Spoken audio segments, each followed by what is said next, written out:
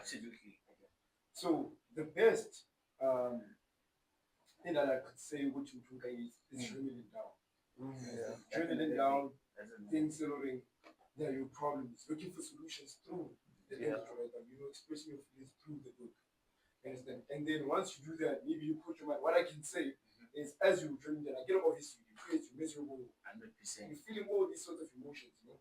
So basically, what you can do is put your mind in the freezer. Right? Put your mind in the freezer. Free, we freeze again. We freeze again.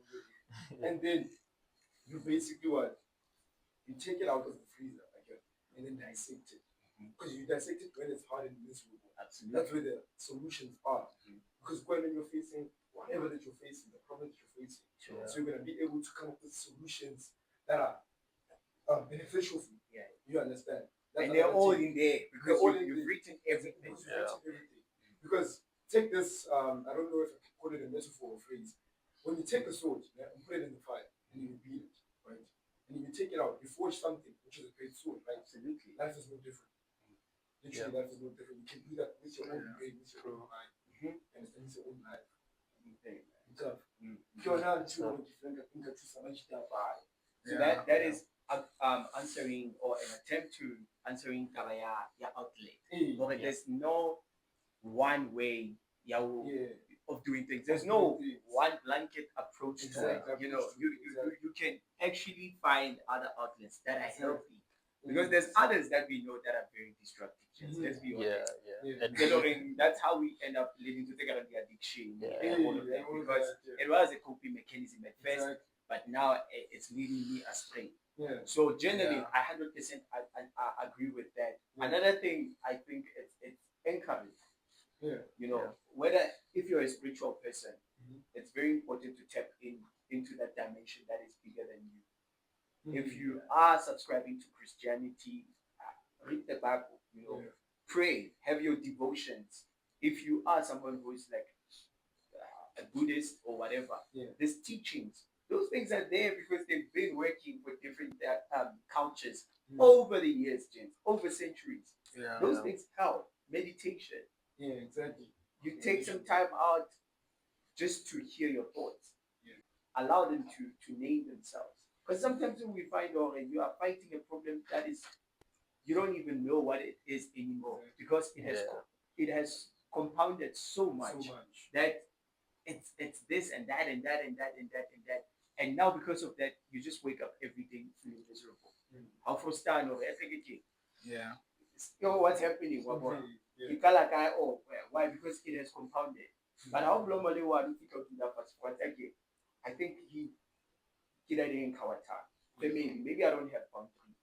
Maybe I'm trying to overextend myself and just help everyone to the point that you can't help yourself. I run my cup really empty. Understand that? And now I have to come back again to be like SS. How do I refill my cup again? Understand? But those things you have to sit down. Sure. Sit down. No, I was just saying you help everyone else and then you end up not being able to help yourself. Exactly. It has to start with things. Sure. Yeah, well, another thing that I think is very important is that we look at things as at their grand scale, and usually we see them very hard to overcome. However, when I look at things, I feel like it would help if we just look at them long term. Also, because when you live your life, you live like day by day, day by day. However, life is very, or can be, because you can die any moment from bed. But just look at someone who's really older, like an old man. Like you still probably will be a 50-year-old at some point, a 40-year-old, a 35, 40, 50, 60, 70.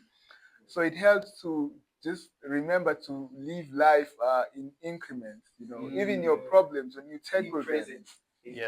Yes, you do not try to skip, because even if you, let's say you want to have a lot of money, or you got goals to achieve these, or to get like these achievements and so forth, but remember that you have to live each day as it comes, like day by day. So when you look at problems, you tend to forget that you have to live first, and you just look at problems as these big obstacles that are very, very, very hard for you to overcome. Of which, yeah, I feel like if you Give them time. yeah, give them time and just break them down, like leave, yeah, just try to remember that life can be is very long.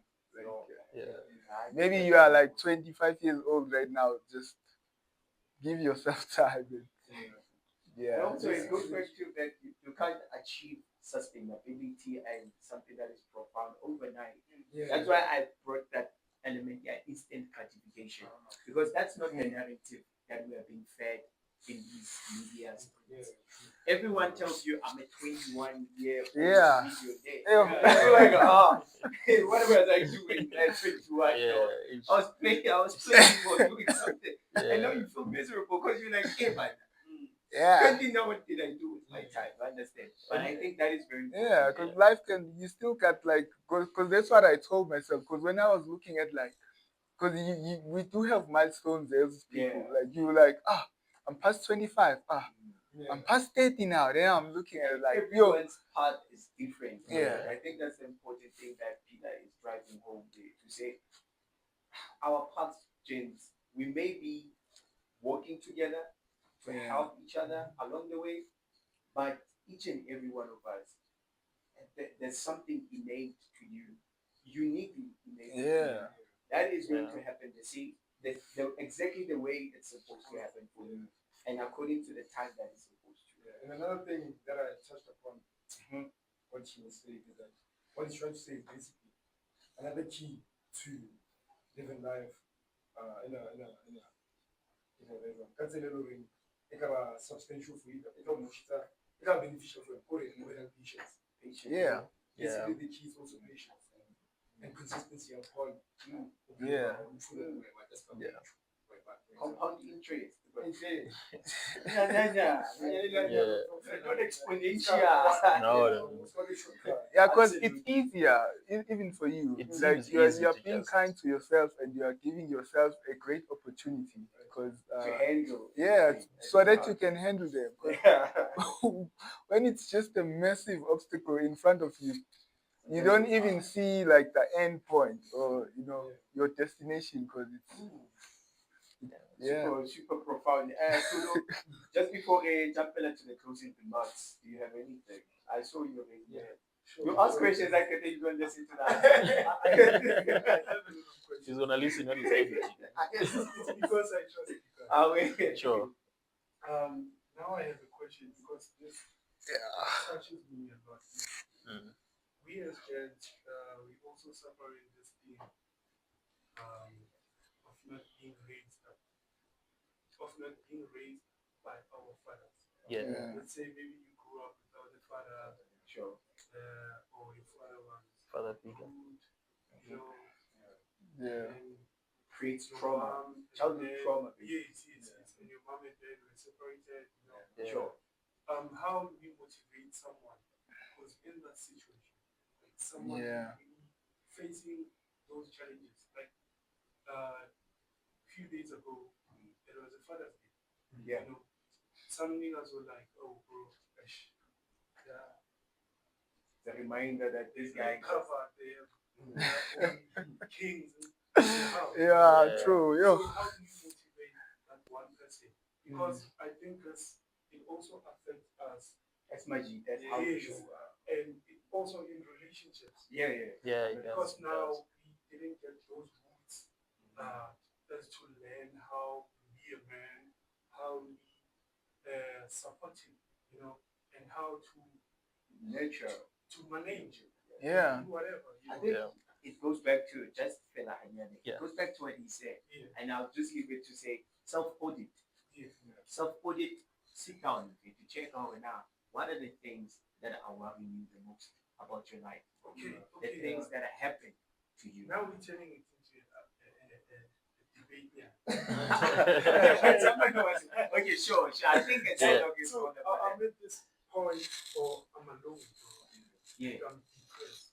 Yeah. I'm thinking about this father situation stuff, you know, at home, they're treating me very bad. How do I work things out? They Or how treating do you I bad as a come out? father or as a child. The son. It can or be as a- both ways.